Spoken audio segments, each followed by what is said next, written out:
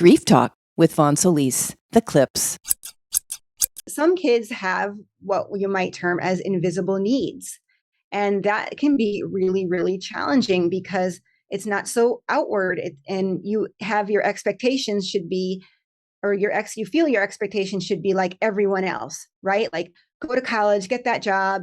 I know you're smart enough to handle this, but at what cost? This just happens to be the time in our lives where we've decided, probably the pandemic helped with this, we decided to start talking a little more about mental health and the things that people don't want to talk about and suicide and all that kind of stuff. And it was really quite a taboo subject.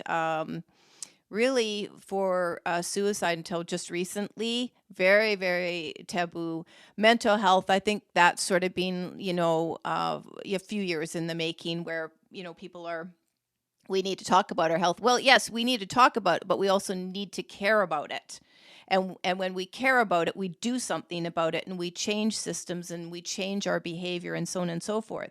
So bringing it back to the topic of today, which is social skills, I see the absolute value in teaching this as a foundation, having it trickle through the family, trickle through the kids themselves, so that when they reach the point where it's no longer being offered to them, one-on-one or in a very structured manner, it's ingrained enough in them that they have the autonomy to know how to think and understand it's okay to say what they're feeling.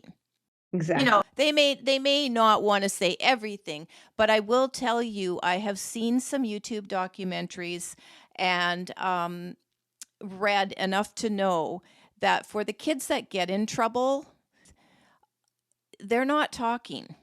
So this connection, they don't trust. They don't trust the health system. They're certainly not going to worry their family. If they don't have the skills and they don't know how to connect and they are isolated, which you said earlier at the beginning of this, it leads to a huge amount of isolation. Exactly. That's where you get the problems. That's where you get the suicides. That's where you get kids that look like they have the best life on earth, not be feeling that when they shut their eyes at night, and keeping it all within. And sometimes what happens is the older kids, teens, or even, older, is the reason why they are not sharing is because perhaps they have in the past and it hasn't gone well. So it's really important that we take what they say. That's why we have to more listening, less directing. Yes. Because that happens, like things have been brushed off and they've just learned that, you know what, it's why bother. So my big lesson for me as a parent and as an educator is always make sure try your best to know your child.